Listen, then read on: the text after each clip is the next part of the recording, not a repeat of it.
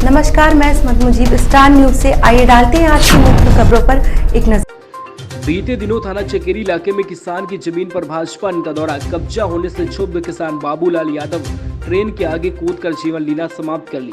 मरने से पहले सुसाइड नोट में भाजपा नेताओं द्वारा गंभीर आरोप लगाए, जिस पर पुलिस ने कार्रवाई करते हुए सभी आरोपियों पर 50 से 50 हजार का इनाम घोषित किया।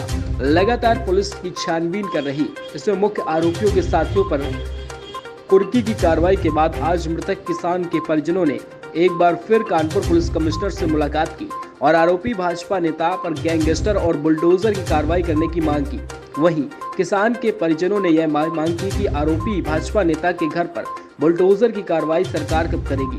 आम आदमियों पर आरोप सिद्ध होते ही उसके घर पर बुलडोजर की कार्रवाई हो जाती है, लेकिन एक माह बीत जाने के बाद भी न तो भाजपा नेताओं पर बुलडोजर की कार्रवाई हुई और न ही गिरफ्तारी हुई। वहीं किसान आत्महत्या मामले में कानपुर के ज्वाइंट कमिश्नर आनंद प्रकाश तिवारी ने बताया कि 2 लोगों की गिरफ्तारी हो चुकी है। बाकी लोगों की गिरफ्तारी के लिए इनाम की राशि 1 लाख रुपए कर दी गई है।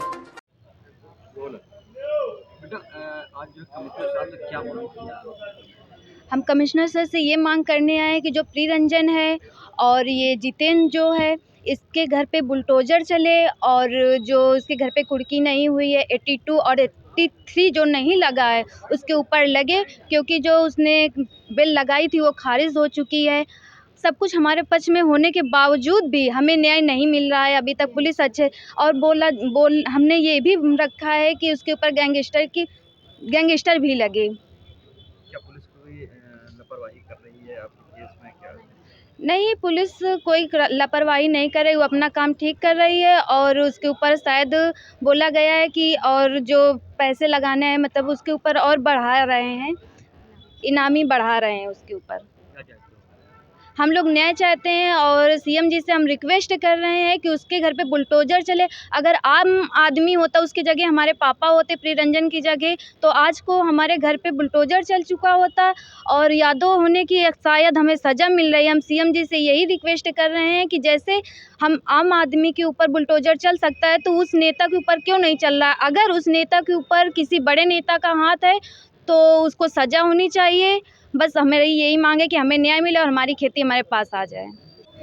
आज क्या मामला ऐसा हुआ कि दोबारा आपको? आज का बहुत ही मुख्य कारण था, आप सभी को पता है कि इसमें हाई कोर्ट में क्रैशिंग को लेकर के भाजपा नेता डॉक्टर प्रियरंजन आशु गया था और बहस हो गई थी, मगर उसकी जो सुनवाई थी, उसका जो आदेश सुनाना था जज साहब ने, वो कल सुनाया 9 तारीख को, और वो रिजेक्ट हो गई, वो उसके खिलाफ गई।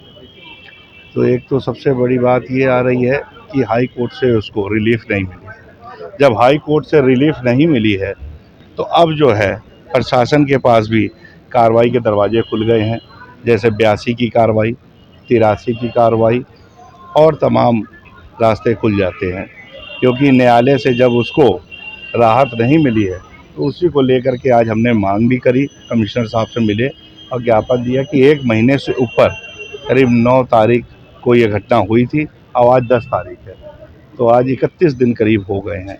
तो ऐसे में कमिश्नर साहब ने भी कहा है कि हमने जितने भी अच्छे से अच्छे एफर्ट्स हो सकते थे हमने करे हैं और धनराशि भी बढ़ाने की इनाम की बात आ रही है।